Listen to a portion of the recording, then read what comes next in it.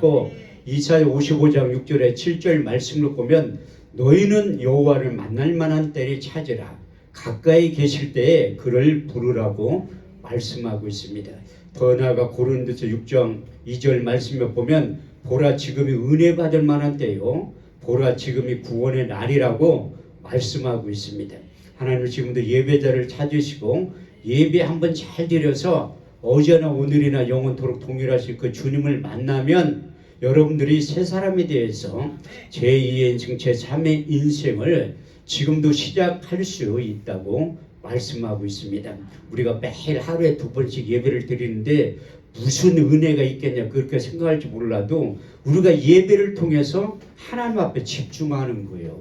예배를 통해서 하나님 앞에 올인할 때 하나님이 오래 보고 있다가 여러분들의 경외에 필요한 모든 것을 우리 주님은 다 하시기 때문에 필요한 것 요한복음 14장 27절 말씀에 있는 대로 내가 주는 것은 세상에 주는 것 같지 아니하리니 너희는 마음에 근심하거나 두려워하지 말라고 하신 마음의 평강이 임하게 된다고 말씀하고 있습니다. 그래서 우리가 예배 가운데 기도할 때 그 태산 같은 그 문제가 해결이 된다고 성경은 말씀하고 있습니다. 저도 사역 가운데 삶 가운데 그 태산 같은 그 일들이 네 앞에 가로막혀 있어가지고 눈 감고 기도하면 다 될 것 같아.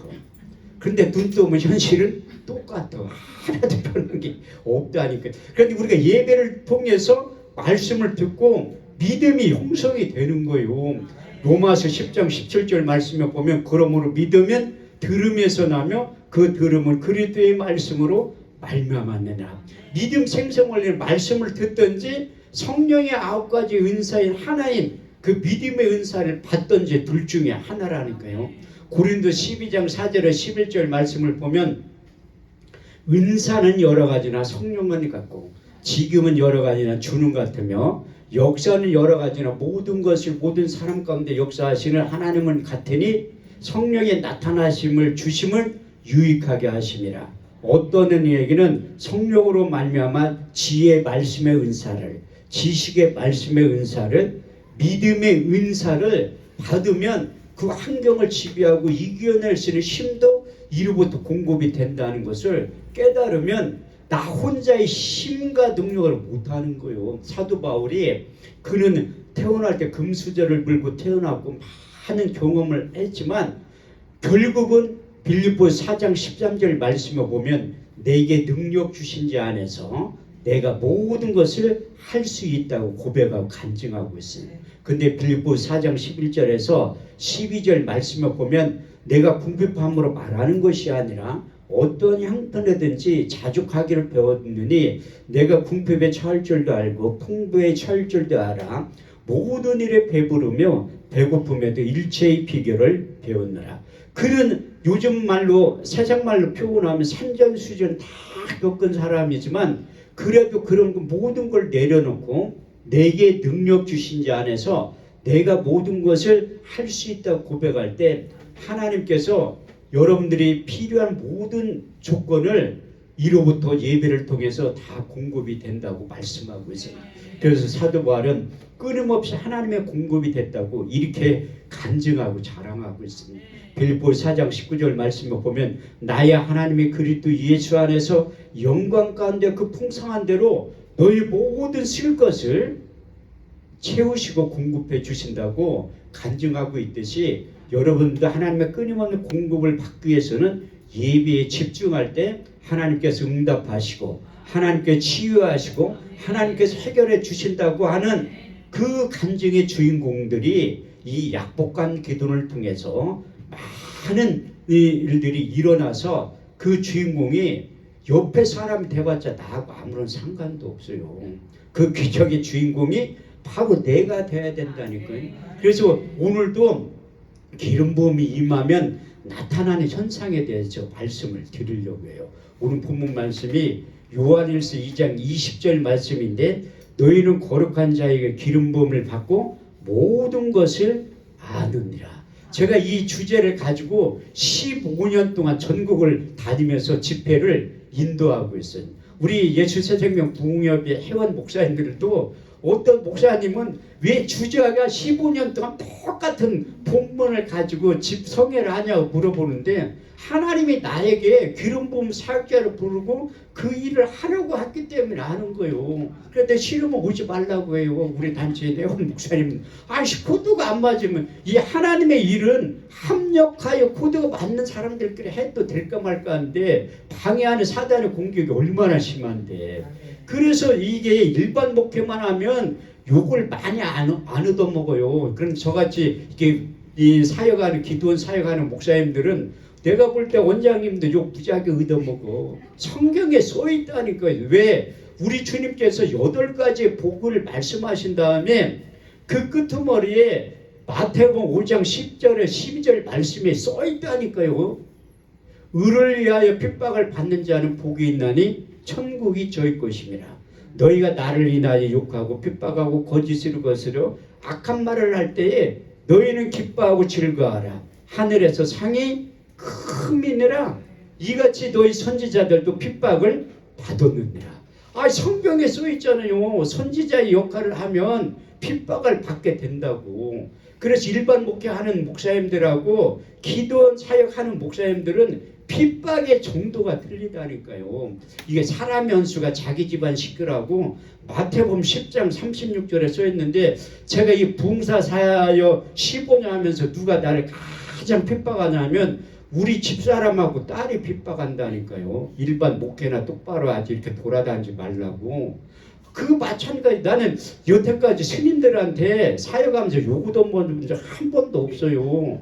다 주위에 동료들이 욕해. 아니 성경에 그대로 써있잖아. 우리 주님도 대제사장 서기관 바리새인들한테 십자가에 못 박혀 죽었다는 게 이방인들한테 못 박혀 죽은 게 아니라 성경에 정통한 능통자들 하나님을 섬기는 자들에게 십자가에 못 박혀 죽은 거예요. 나는 그걸 알기 때문에 그냥 누가 나 욕하면 한 귀로 듣고 한 귀로 흘러.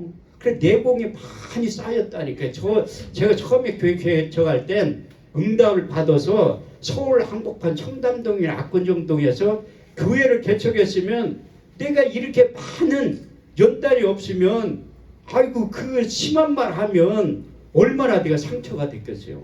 그 성남에 처음에 개척할 때 엄청난 욕을 많이 먹었는데 내가 그 성경에 없는 얘기지만 욕 많이 먹으면 오래 산다고 하잖아요. 그래서 하나님 나를 이제 우리 집안 식구는 60대면 다 죽어요.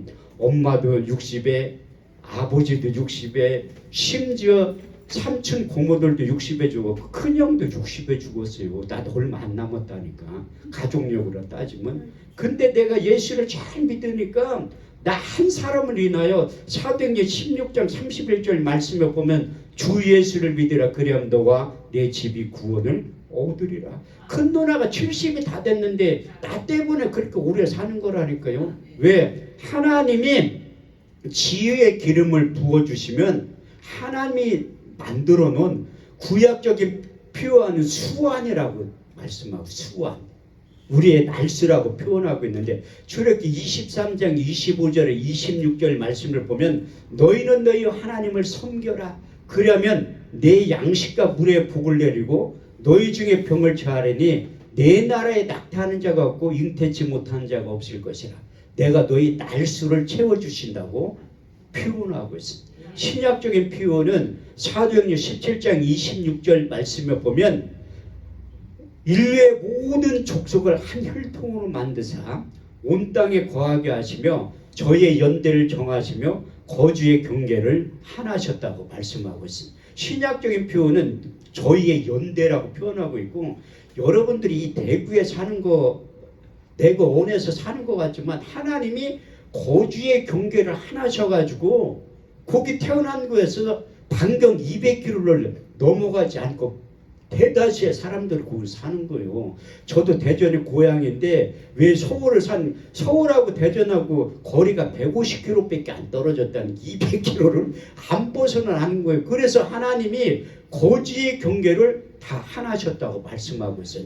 그래서 하나님의 자녀들은 건강하게 오랫동안 날수대로 수완이 차서 하나님 나라 가기를 원하신다고 성경에 기록되어 있어요. 우리 하나님이 별명이 뭐냐면 의사 선생님이에요. 출애굽기 15장 26절 말씀을 보면 너희는 너희 하나님 여호와의 말씀을 청종하고 나의 보기에 의를 행하며 내 계명의 길을 기울이고 내 모든 규례를 지켜 행하면 내가 애굽 사람들 되는 모든 질병이 하나라도 너에게 내리지 아니하리니 나는 너희를 치료하는 여호와 하나님이라. 하나님이 병 잘 고치는 하나님. 왜? 그분이 우리를 만들었기 때문에 누구든지 잘 고친다니까요. 근데 의사들이 병자를 잘 고칠 것 같으면 아니 대학병원에 여관실이 없어야지. 큰 대학병원일수록 여관실이 의사도 죽는다니까요. 왜? 다 죽게 만들어 놓은 거야. 죽지 않은 사람 성경에 딱 인물 두 사람이 있어요. 에녹하고 엘리야. 그 외에는 다 죽는다니까. 성경에 써 있어요. 히브리서 9장 27절 말씀에 보면 한 번 죽는 것은 사람에게 정하신 것이요 그 이후에는 심판이 기다리고 있다고 말씀하고 있어요. 그래서 이렇게 최초의 인간 창세기 5장 5절 말씀에 보면 아담이 최초의 인간인데 그 사람이 얼마나 오래 살았냐면 930살까지 살았다니. 930살. 가장 오래 산 사람이 누구냐면 무드셀라라는 사람인데 969살까지 사는 거예요. 그 아담의 동시대 사람들은 우리 권사님들은 소녀야. 아니 평균 수명이 900살인데 지금 100살도 안 됐잖아요. 아이고 900살 되려면 아직도 모르지. 내가 늙었다고 얘기하면 안 된다니까요. 근데 왜 900살에 평균 수명 120살로 확 줄었냐면 창세기 5장에 해답이 기록되어 있어요. 사람의 죄가 세상에 관영함과 그 모든 계획과 생각이 항상 악한 것뿐임을 아시고 하나님이 사람 지으셨으면 한탄하셨기 때문에 평균 수명이 900살에서 120살을 확 줄은 거예요. 창세기 6장 3절 말씀에 보면 여호와께서 가라사대 나의 영이 함께하지 아니하리니 이는 그들이 육체가 됨이라. 그러나 그들의 날은 120년이 될 것이라. 그래서 가장 120살까지 산 사람 누구냐면 모세예요. 하나님의 사람 모세가 신명기 34장 7절 말씀을 보면 모세 죽을 때는 120세나 그 눈이 흐리지 아니하였고 기력이 쇠하지 아니하였다고 말씀하고 있습니다. 근데 요즘에 120살까지 살으면 기네스북에 오른다니까요. 여러분들도 120살까지 살으면 MBC, KBS, SBS 취재 나온다니까. 근데 왜 지금 7, 80년대 연대 확 줄게 하냐면 또 성경에 써 있어요. 10편, 90편, 10절 말씀을 보면 우리의 연수가 70이요 강건하면 80일지라도 그 연수의 자랑은 수고와 슬픔뿐이 신초기간에 우리가 날아가게 되나이다. 여기에 80세 된 분이 없기에 망정이지 만약 80세 된 분이 있으면 시험 들어. 내가 이렇게 설교하면 시험 들어. 아니 그러면 내가 요단강 건너갈 때가 다 됐냐고 그렇게 항의하는 분들도 있다니까요. 그래서 그때는 내가 그 모세 얘기 꺼내가서 120살까지 살 거라 그렇게 얘기를 하는 거예요. 지금은 이제 80 안 되신 분들이 있기 때문에 이렇게 당당하게 얘기하면 시험 들 분이 한 분도 없기 때문에 얘기하는 거야.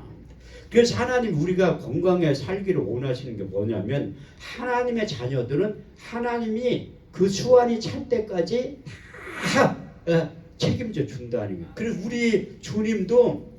우리 주님이 병자를 얼마나 잘 고쳤는데 그 3대 사역 가르치고 고치시고 전파하실 때 가르치는 것보다 전파하는 것보다 병자를 고치시는 게 70%가 넘어요. 마태복음 4장 23절에 24절 말씀을 보면 예수께서 온 갈릴레에 둘이 다니사 저희 해당의 천국병을 모든 병과 모든 것을 고치셨으니 그의 소문이 온 이스라엘에 퍼진지라. 백성들이 모든 앓는 자 곧 각색병과 고통에 걸린 자 간질하는 자 중풍병자를 데려오니 거기서 다 고치셨다고 말씀하고 있습니다. 그리고 우리 주님께서 병 고치는 시범을 보이시고 제자들을 데리고 다니면서 그 병 고치는 능력을 줬다니까요. 나도 그때 예수님의 제자들처럼 의사 면허를 받은 거예요. 의사 면허. 마태복음 10장 1절 말씀을 보면 예수께서 더러운 귀신을 쫓아내며 모든 병과 모든 약한 것을 고치셨으니 그 능력을 제자들에게 주셨듯이 저에게 주셨다 확실히 믿는 거예요. 왜? 성경에 써있기 때문에. 요한복음 14장 12절 말씀이 우리 주님께서 이제 십자가 사건을 앞두고 고별 설교할 때 내가 진실로 진실로 너에게 이르노니 나를 믿는 자는 나의 하는 일을 저도 할 것이 또한 이보다 큰 것도 하리니 이는 내가 아버지께로 감이니라. 그래서 우리 주님께서 승천하셨기 때문에 우리 주님께서 병 고쳤던 그 일들을 우리에게 주셨다니까요. 그래서 승천하기 직전에 부활한 몸과 육신의 몸을 가지고 계실 때 믿는 자들의 표적 5가지 중에 한 가지가 병든 사람에게 손을 얹은지 나으리라. 그 말씀을 주신 거예요. 그런데 안 믿으니까 역사가 나타나지 않는 거야. 우리 주님께서 이사야 선지자 입술을 통해 예언했을 때 저가 채찍에 맞음으로 반드시 너희가 나음을 잊게 된다고 말씀하신 거예요. 그래서 저 환자들 오면 이사야 53장 1절에서 6절을 100번만 쓰면 웬만한 병은 하나님 다 치유해 주신다고 말한다니. 왜? 하나님의 약속의 말씀이 약이에요. 약. 잠언 4장 20절에 22절 말씀을 보면 내 아들아 내 말에 주의하며 내가 이르는 것에 내 귀를 기울여라. 너는 그것을 내 눈에서 떠나지 말며 내 마음속에 지켜라. 그것을 얻는 자의 생명이 되며 온 육체의 건강이 됨이니라. 그 건강이라는 히브리 원문에 보면 하나님이 약의 역할을 말씀으로 저장해 두셨다고 말씀하고 있습니다. 그래서 시편 107편 20절에 21절 말씀을 보면 저가 그 말씀을 보내요. 저희를 고치사 이경에서 건져 내시는도다. 주의 인자하심과 인생에 행하신 귀한 일들을 일어나요 주를 찬송하게 될 것이라. 이사야 53장 1절에 6절 말씀 무엇인가 하면 우리의 전한 것을 누가 믿었느뇨. 여호와의 발이 네게 나타났느뇨. 그는 주 앞에서 자라나기를 연한 순 같고 마른 땅에 난 줄기 같아서 고운 모양도 없고 풍채도 없은즉 우리의 보기에 흠모할 만한 아름다운 것이 없도다. 그는 멸시를 받아 사람에게 실어버린 바 되었으며 간구를 많이 겪었으며 질구를 아는 자라. 마치 얼굴을 가리우고 사람 바라보지 않음을 받는 자 같아서 멸시를 당하였고 우리도 그를 귀히 여기지 아니하였도다. 그는 실로 우리의 질구를 지고 우리의 슬픔을 당하였거늘 우리는 생각하기를 그는 징벌을 받아서 하나님께 맞으며 고난을 당한다 하였노라. 그가 찔림은 우리의 허물을 인하며 그가 상함은 우리의 죄악을 인함이라. 그가 징계를 받음으로 우리가 평을 누리고 그가 채찍에 맞음으로 너희가 나음을 입었도다. 할렐루야. 이렇듯이 우리 주님께 채찍에 맞음으로 우리가 나음을 입게 된다고 말씀하고 있습니다. 그것을 3년 반 동안 따라다녔던 베드로가 베드로전서 2장 24절에서 25절에 똑같이 기록해 놨다니까요. 친히 나무에 달려 그 몸으로 우리 죄를 담당하셨으니 이는 우리로 죄의 뒤를 두고 의에 대하여 살게 하려 하심이라. 저가 채찍에 맞음으로 너희가 나음을 입었도다. 그래서 제가 이렇게 멀쩡하게 보여도 이 육체가 종합병동이에요. 제가 3년 전에 종합검진을 받고 그 결과 보러 동네 병원에 가니까 소견서를 써두던지 빨리 큰 병원에 가라고 하더라고. 그래 큰 병원 가자마자 잡혀가지고 수술을 해야 된대. 그 다음날 난 퇴원한다고 하니까 큰일 난데 죽는다고 하더라고. 그래서 내 친구한테 전화를 했어요. 의사가 한 명 있는데. 그래서 내가 이렇게 얘기를 하니까 그 담당 교수님들 바꿔 올라와. 둘이 한참 통화하더니 나한테 그 전화 바꾸더니 친구가 하는 얘기가 금천아 너 수술해. 그냥 퇴원하면 너 죽고. 그런데 수술했다니까요. 내 안에 스텐트를 6개나 심었어요. 원래 3개 이상은 안 심어주는데 이게 배를 갈라가지고 그 종아리에 있는 혈관을 이게 갖다 여기다 붙여야 되는데 난 그렇게는 못한다. 돈 수술비도 없고 나 그렇게 오래 입을 못하니까 그래서 이 팔로 넣고 요 밑에 사타구니 2군데 넣은 거 6개 심었다니까. 그래 기저귀를 채워놨어. 중환자실에다가 내가 그걸 채워놓고 나를 묶어놨더라고요. 이거 잘못하면 이게 터지면 안 된대. 스텐트 심어놓은 거. 그래 묶어놨는데 기저귀 왜 채워놨냐니까 그냥 싸래. 아니 소변을 싸도 대변을 어떻게 싸. 나는 이거 해서 아픈 것보다 화장실 못 가는 게 더 힘들더라. 근데 3일 만에 일반 병실 올라가가지고 그냥 화장실부터 먼저 갔다. 중환자실에 또 화장실도 없어. 그냥 기저귀 아니 거기는 다 요단강 앞에 왔다 갔다 하는 사람들만 있는데 내가 제일 멀쩡한데 내가 그때 중환자실에 있으면서 하나님 나 살려주면 내가 최선을 다해서 하나님이 열심히 한다고 소원기도를 했다니까요. 그런데 웬만한 목사님들은 작심 3일인데 나는 1년은 가더라고요. 1년.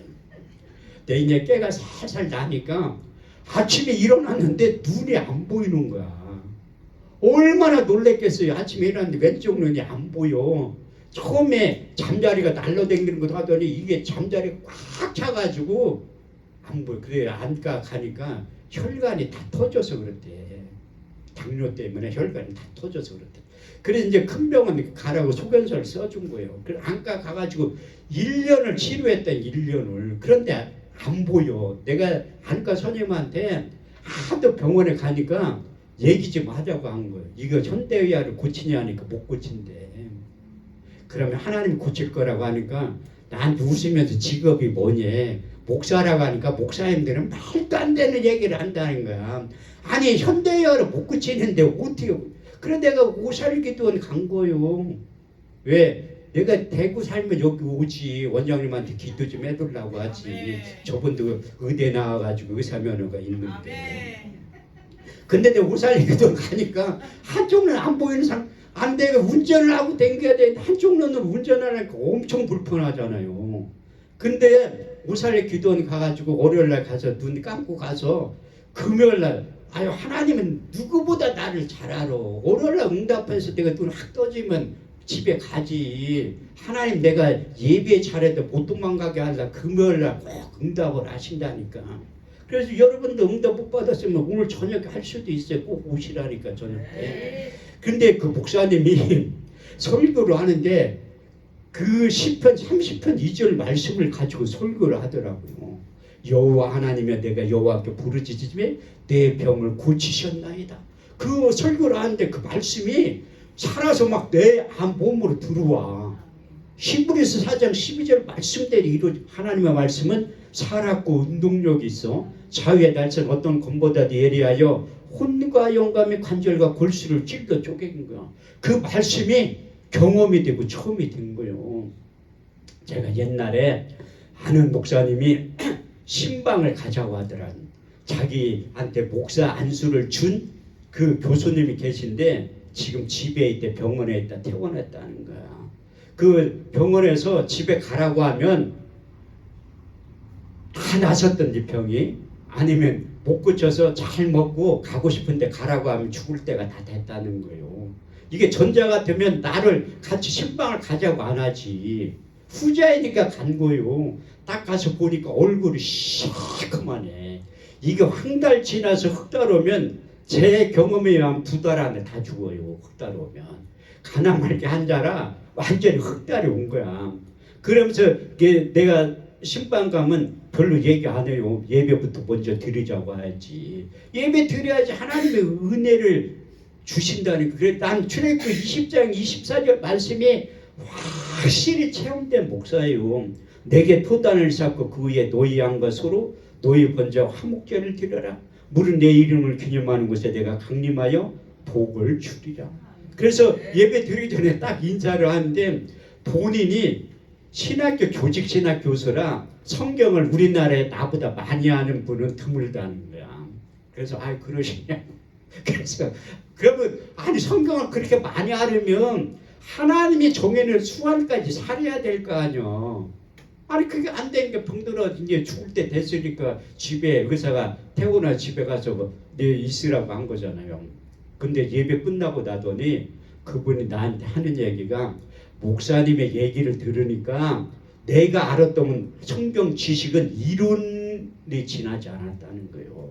그 말씀에 오늘 본문 말씀에 너희는 거룩한 자에게서 기름부음을 받고 모든 것을 알게 된다고 치유에 관한 설교를 1시간 동안 들으니까 그분이 내가 이제까지 알았던 건 가짜라고 하더라고요.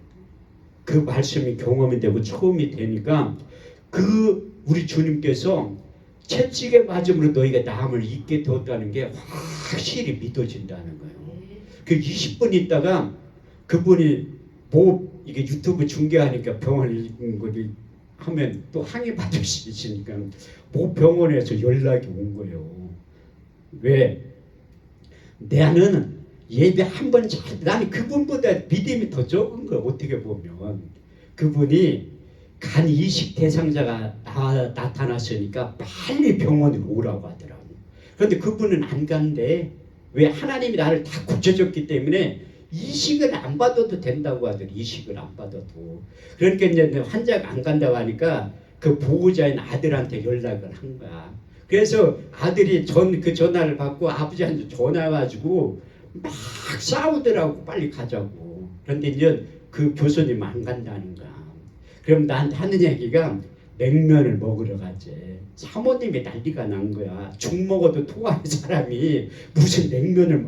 그러면 이제 그 음식 생각이 나면 하나님이 치료를 시작했다는 거예요. 네 명이 가서 사모님하고 냉면을 먹는데 한 그릇 다 먹었는데 사모님 얘기했는데 벌써 토했어야 되는데 안 통한다는 거야. 그래서 내가 그분이 살아냈기 때문에 내가 여기서 이 말씀을 얘기하는 거 죽은 사람 내가 간증할 것 같아? 안 하지. 하나님 지금도 그렇게 채찍에 맞음으로 너희가 남을 입었다고 하신 그 일들이 지금도 나타나기 시작하는 거예요. 그래서 내 분도 오사리 기도원과 현대의학으로 못 고친다고 했는데 하나님이 치료해 주신 거예요. 이게 간증거리가 되죠. 간증거리가.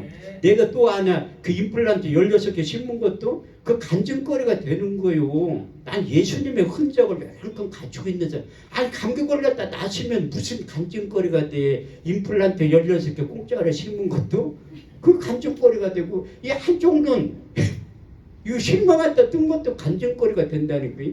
내가 그래서 그 안과 교수님을 찾아간 거야. 그때 검사를 다 해보더니 다른 병원에 수술했냐고 물어보더라고. 그래서 아니 수술한 게 아니라 기도원 가서 하나님이 고쳐줬다고 하니까 안 믿어. 의사들은 자기가 배운 유전적인 지식이 전부인 줄 안다니까요. 왜? 저는 믿잖아.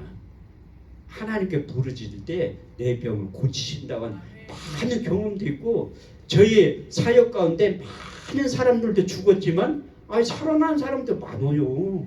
그러니까 내가 그 의대 출신에 당당하게 얘기하는 이유가 바로 거기에 있다니까요. 내가 아는 목사님은 환자들을 데리고 오는 사람들이 있어. 환자복 입혀가지고. 아니 이게 그 사람들은 현대의학으로 못 고치니까 호스피스 병동으로 데려가는 거예요. 거기 가면 조금 한 달 안에 거의 다 죽는다니까. 아니 이래 주거나 저래 주거나. 그러니까 이게 육신의 한계에 부딪히면 하나님의 음성이 들리기 시작하는 거야. 그래도 환경이 고난받는 것이 유익이라 이로써 주의 윤례와 법도를 배우게 하는 방법도 있어요. 그래서 내가 환경이 힘들고 어렵다 할지라도 그 안에서 하나님을 만나면 여러분들의 모든 질병에서 해방이 된다고 말씀하고 있습니다. 이 여기까지 육체적인 그 질병이고 요즘은 마음의 질병 환자들이 왜 이렇게 많어? 우리 교회 성도 때문에 내가 신경정신과를 몇 번 데리고 간 적이 있어요. 옛날에는 정신병원 간다고 하면 시집 못 갈 갭이 뒤로 실시시 해가지고 몰래 갔는데 요즘은 신경정신과에 중고등학교 아가씨들이 왜 이렇게 많어? 남자애들도. 젊은 사람 30대 넘은 사람들은 별로 없어요. 다 중고등학교 아이들이 그렇게 많아. 그만큼 우울증, 조울증 환자들이 또 불면증 환자들이 그렇게 많다는 거야. 그래서 이 성경에 보면 잠언 15장 13절 말씀에 보면 마음의 즐거움은 얼굴을 빛나게 하여도 마음의 근심은 심령을 상하게 하는 거예요. 잠언 17장 22절 말씀에도 마음의 즐거움은 양약이 되고 심령의 근심은 뼈를 마르게 하는 거예요. 그래서 이게 불면증도 심령이 상한 사람, 마음이 아픈 사람들은 불면증이 오는 이유가 바로 거기에 있다니까요. 잠언 18장 14절 말씀에 보면 사람의 심령이 강하면 능히 그 병을 이기려니와 심령이 약하면 누가 그것을 일으키겠느냐. 그래서 마음의 질병은 의사들이 고칠 것 같지만 악하면 안 되게 될 뿐이에요. 제 바로 위에 누나가 불면증 환자야. 교회 좀 오라고 하면 한 번도 안 왔는데 오늘날 찾아왔어. 성남에서 목회할 때. 찾아오자면 하는 얘기가 금천아 나 좀 살려줘. 불면증이 걸려가지고 잠을 못 잤는데 그럼 누나 우리 교회에 있다가 일주일만 있다가 가. 그럼 하나님이 그 불면증 다 고쳐줄 거라니까 안 믿어. 자기도 아니 요즘은 자기가 처방을 내리는 사람이 상당히 많아요. 우리 누나가 걱정이 얼마나 많으면 20년 30년 뒤에 일어날 일도 벌써 끄집어내가지고 걱정하고 있다니까. 아니 그 30년 뒤에 살지도 모르는데 걱정을 몰라. 왜 성경은 내일 일은 내일 염려 한날 괴로우면 그날에 족하다 20년 뒤에 그걸 왜 그러니까 이게 마음의 질병이 그것도. 그래가지고 일주일 동안 매일 같이 하면서 예배하니까 3일 지나니까 코 골면서 자. 이게 하나님의 치료하는 방법 중에 한 가지인데, 그래서 이사야 61장 1절에 3절 말씀에 보면 주 여호와의 신이 내게 임하셨으니 여호와께 내 기름을 부으사 가난한 자에게 아름다운 소식을 전하게 하려 하심이니라. 나를 보내서 마음이 상한 자를 고치며 포로된 자의 자유를, 갇힌 자에게 노임을 전파하며 여호와의 은혜의 해와 우리 하나님의 신원의 해를 전파하되 무릇 시온에서 슬퍼하는 자에게 하간을 죄를 대고 그 죄를 대신하며 그 마음의 질병도 성령의 기름 부음이 임하면 깨끗이 치료한다는 거예요. 현대의학은 못 고쳐요. 그 신경정신과 약 많이 먹으면 내가 이거 의사들은 항의 받을지 몰라도 악하면 안 되게 되고 그거 약 많이 먹으면 내성이 쌓여가지고 한 알 먹을 거 두 알 먹여야 돼요. 그게 신체의 구조가 그렇게 돼 있다니까. 내가 인천에서 집회를 하는데 어떤 집사님이 나한테 오더니 기도하면 하나님이 다 고쳐주네. 아유 그러면 고쳐주지. 난 또 믿음이 있잖아. 목사가 못 고친다고 얘기를 어떻게 해. 저는요 누가 와가지고 이게 기도해 달라면 기도해 주지 병원 소개는 안 한다니까요. 목사의 자존감이 있지. 무슨 병원 가면 의사가 병 잘 고친다 그런 얘기를 어떻게 해. 성경은 네가 고치라고 했는데 못 고치면 가만히라도 있어야지. 의사 소개를 뭘 해. 자기가 고치면 되지. 그래도 하나님 다 고쳐준다. 내가 워낙 담대히 믿음을 가지고 얘기하니까 자기 조카 사이가 있는데 이게 그 우울증 조울증 환자인데 그 고칠 수 있냐고 물어보더라. 아유 하나님이 다 고친다고. 그래가지고 그 어디 사냐니까 서울대 있고 그 우리 이 집 있는데 좀 가까운 데 살더라고. 그런데 친방 날짜를 잡아가지고 간 거예요. 가서 보니까 가관도 아니요. 부부가 다 우울증 환자들이라. 남자는 팬티만 입고 오락만 하고 있어. 여자는 그냥 누워 있어. 사람이 오면 일어나야지. 아니 믿음이 없는 사람들에도 왜 목사 아니더라도 손님 오면 일어나서 다 괜찮다는 거야.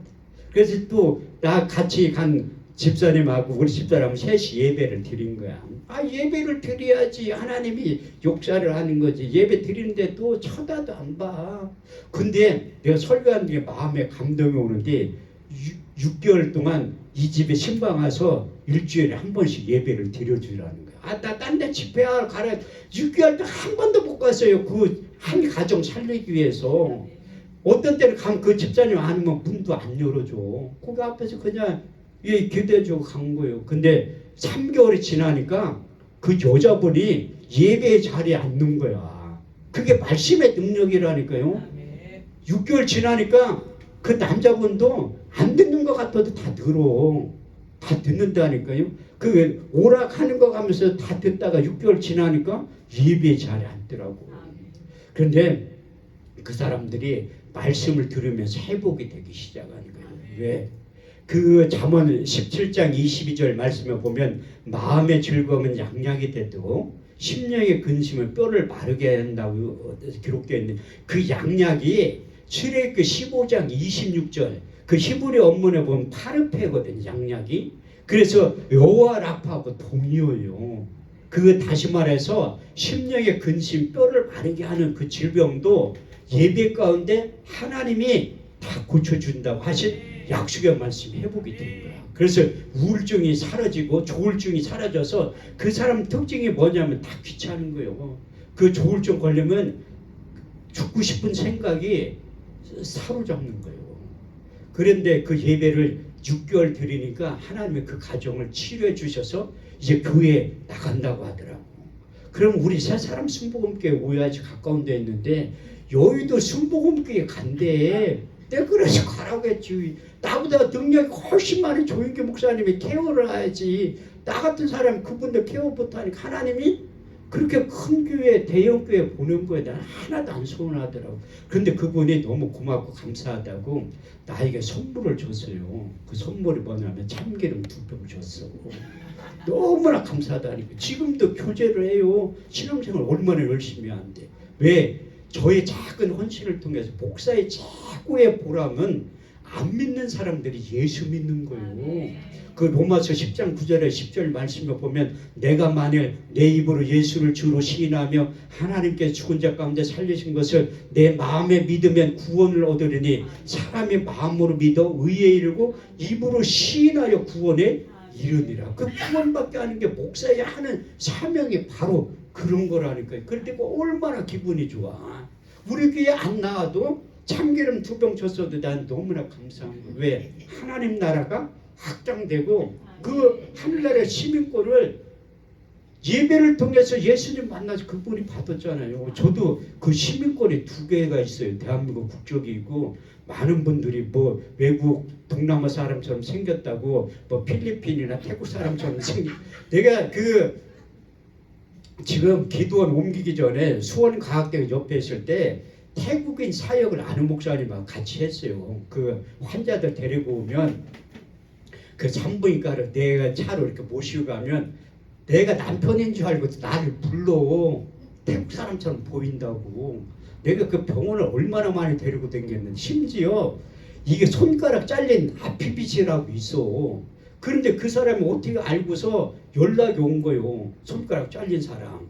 그런데 내가 6개월을 데리고 병원을 데리고 우리 기도원에 와서 숙소가 없어가지고 기도원에서 6개월을 데리고 있었다니까. 내가 매일 그 일주일에 2번씩 병원에 갖고 데리고 다니까 사무장이 어느 날 나를 부르더라고.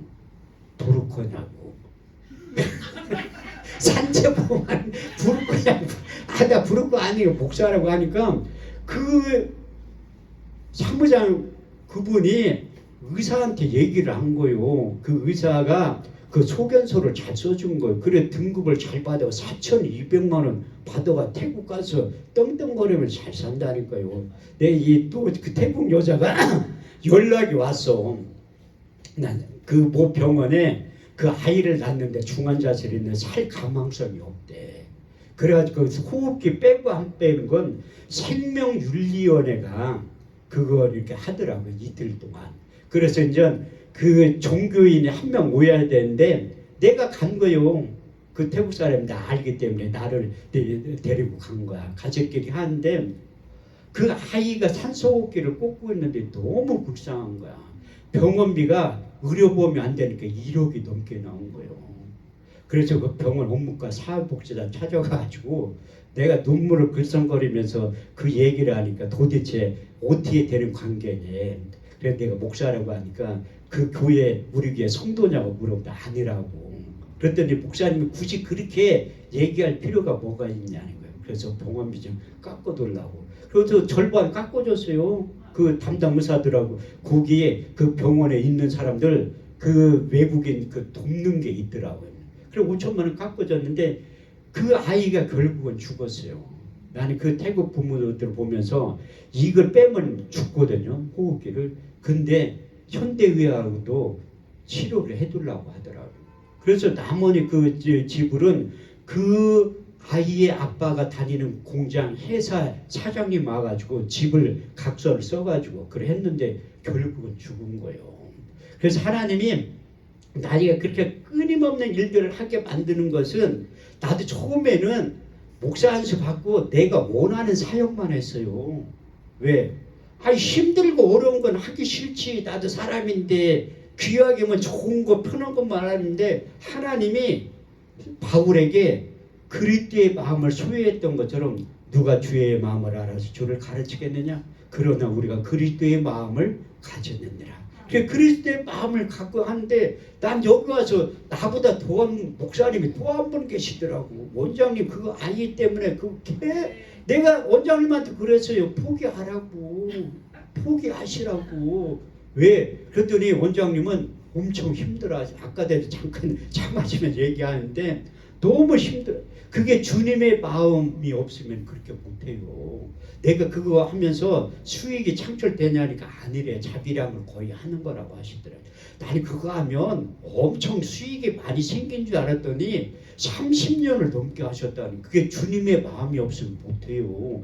여러분들이 가까이 저렇게 살아있는 목사님이 계시는 거 복인 줄 아셔야 돼. 내가 원장님 아까 때도 같이 차 먹어서 보니까 하나님 냄새가 나더라고. 왕의 냄새, 생명의 냄새, 하나님의 냄새가 나요. 우리 육체 가운데 성령의 기름 부음이 충만하게 임하면 시편 45편 8절 말씀에 보면 왕의 그 모든 옷은 모략과 친망과 이 육계의 향에 나타나는 거예요. 사도 바울이 하나님의 영으로 충만한 사람들에게는 이런 두 가지의 종류가 냄새가 난다고 말씀하고 있어요. 고린도서 2장 15절에 16절 말씀을 보면 우리는 다 구원을 얻은 자들이나 망하는 자들이나 하나님 앞에서 그리스도의 향기니 이 사람에게는 생명으로 쫓아 생명에 이르는 냄새요, 저 사람은 사망으로 쫓아 사망에 이르는 냄새가 나는 거예요. 원장님, 내가 처음 올 때부터 옆에 있을 때 그 냄새, 저분이 진짜 메이커 향수를 쓰나? 내가 그렇게 생각을 했는데 그게 아니라 하나님이 만든 천연 향수, 왕의 냄새가 나더라고요. 저도 그 믿지 않는 자들이 신방을 오라고 해서 아파트 새로 이사간 집에 신방을 가면 그렇게 호화로운데도 흑암의 냄새가 나요. 예수 안 믿는 사람들은 아무리 잘 꾸며놨어도 하나님이 안 계시는 집은 흑암의 냄새가 난다니까. 제가 흑암의 냄새 나는 나라에 갈 때 가장 냄새가 많이 나는 나라가 일본이에요. 태국하고 아프리카 갈 때는 진짜 흑암의 냄새가 너무 많이 나더라고요. 그 대한민국에서 흑암 냄새가 어디가 가장 많이 나면 신림역에 가면 흑암의 냄새가 많이 난다. 여러분들도 서울에 오실 경우 있으면 한번 가보셔. 신림역 그 2번 출구 옆에로 쭉 그 뚝방길 따라서 가면 무당촌이 있어요. 붓당들이. 거기 가면 흑암의 냄새가 무지하게 난다니까. 제가 어제 얘기했잖아요. 제가 글로 이사가지고 무당들이 절반 없어졌다고.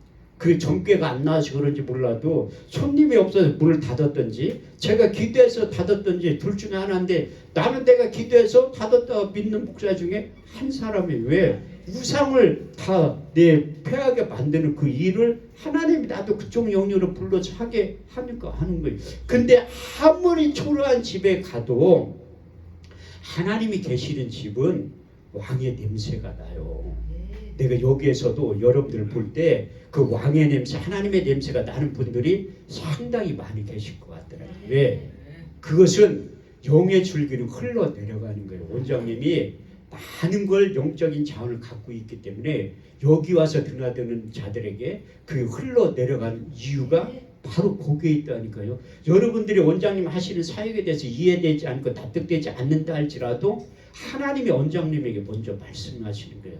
아모스 3장 7절 말씀을 보면 주 여호와께서 자기의 비밀을 그 종 선지자들에게 밝히지 아니하고서는 결코 행하심이 없느니라고 말씀하고 있습니다. 그리고 우리 단체도 제가 예수 새생명 부흥협의 대표적 15년 동안 하고 있는데, 아이고 뭐 이재기 하는 분들은 저절로 떨어져 나가요. 제가 이렇게 성격이 유한 것 같아도 제 말 안 들으면 필요 없다고 해요.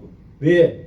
하나 그 신분 정치라 하나가 돼도 많은 일들을 할까 말까 하는데 그 안에서 잡음이 생기면 그분들이 못 견디고 다 이렇게 나간다니까. 저는 오는 사람 반기고 가는 사람 안 잡아요. 하나님이 또 오래 보고 있다 사람이 없으면 보내준다니까. 우리 김용성 목사님도 저 우리 단체에 오신 지 한 2년 반 정도 됐는데 처음 만날 때 산청 큰 십자가 기도는 집회할 때 처음 오셨거든요. 내가 화장실 청소부터 하라고 했어요. 저분도 목사님인데 화장실 청소하라고 누가 할 것 같아요. 아유 하잖아요 다. 그런데 내가 존경하는 목사님 중에 한 분이라 그런 걸 다 참고 경계해야 돼. 저분도 비천에 처할 줄 알고 풍부에 처할 줄도 알아요. 왜? 하나님은 이게 질서의 하나님이기 때문에 내가 똑똑하고 잘나서 하는 게 아니라 제가 대표장 직임을 맡고 있기 때문에 섬기는 거예요. 그게 하나님의 질서라고. 여러분들도 원장님을 잘 섬겨야 될 이유가 바로 거기에 있는 거예요. 그래서 기름 부음 임하면 여러분들이 셋째 하늘에 갔다 올 수가 있다니까. 저도 셋째 하늘에 가고 싶어서 그렇게 기도를 많이 했는데 한 번도 간 적이 없어. 그런데 바울은 셋째 하늘에 갔다 왔다니까. 사도 바울은 아주 겸손한 사람이라 잘난 척을 안 하는 사람인데 딱 한 군데 잘난 척하는 게 기록되어 있어요. 고린도서 12장 1절에 4절. 무익하나 부득불 자랑하노니 자랑한다고 하죠. 주의 환상과 계시를 말하노라. 내가 그리스도 안에서 한 사람을 아노니 14년 전에 셋째 하늘에 이끌려간 자라. 내가 몸 안에 있었는지 몸 밖에 있었는지 나는 모르거니와 그분은 아시는다.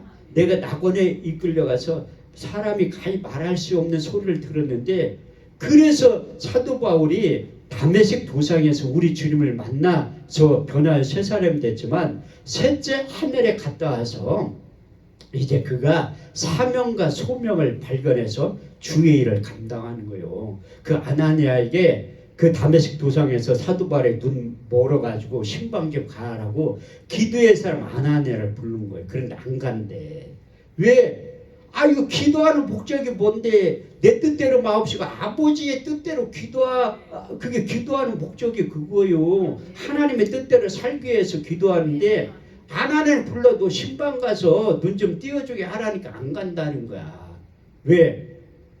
사도 바울이 예수 믿는 사람 잡으러 다녔기 때문에 안 간다는 거예요. 그때 우리 주님께서 아나니아에게 이 사람은 임금들과 이방인들과 이스라엘 자손 앞에 내 이름을 증거하기 위한 택한 나의 그릇이라고 얘기한 다음에 그가 신방 가서 안수해가지고 그 눈에 그 안 보이는 걸 보이게 만들었다는 게. 그래서 사도행 9장 17절에 19절 말씀에 보면 아나니아가 떠나 그 집에 들어가서 안수하여 가로되 형제 사울아 주고 내가 내려오던 길에서 나타나시던 예수께서 나로 보내어 너로 다시 보게 하시고 성령으로 충만하게 하신다 하니 즉시 사울의 눈에서 비늘 같은 것이 벗어져 다시 보게 된지라. 일어나 음식을 먹고 세를 받으니 몸이 강건해졌다고 말씀하고 있어요. 그래서 사도 바울이 사명과 소명을 발견하게 된 거예요. 저도 우리 교단에 목사 고시 위원이기도 하지만 목사 안수위원이요. 그래서 이렇게 면접 볼 때 제가 제일 젊은 목사라 면접을 봐. 우리 교단은 방언기도 못하면 목사 안수 못 받아요.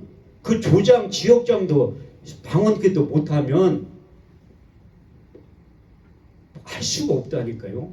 그게 우리 교단 헌법에 써 있어. 성령 세례의 외적인 표적은 방언이라고. 그래서 물어봐요. 면접 볼 때 방언기도 하냐 못하냐 물어봐.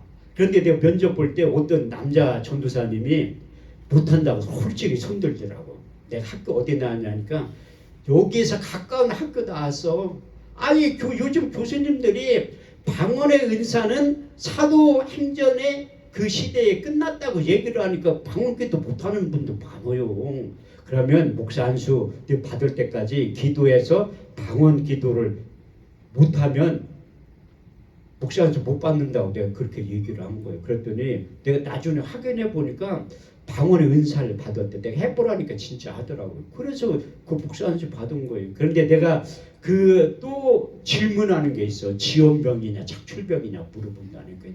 지원병은 하나님이 부르지도 않았는데 불렀다고 하는 그 사역자들 때문에 하나님도 혼란스러워하는 거예요. 내가 너를 언제 불렀냐고 그렇게 물어보는데 자꾸 불렀다고 착각하면서 그 목사 안수 받는 분들이 있다니. 어떤 분들은 가족들한테 얘기도 안 하고 혼자 몰라서 목사 안수 받는 여자분도 있어요. 아니 남편하고 가족들한테 얘기도 못하면서 뭘로 목사 안수를 왜 받아.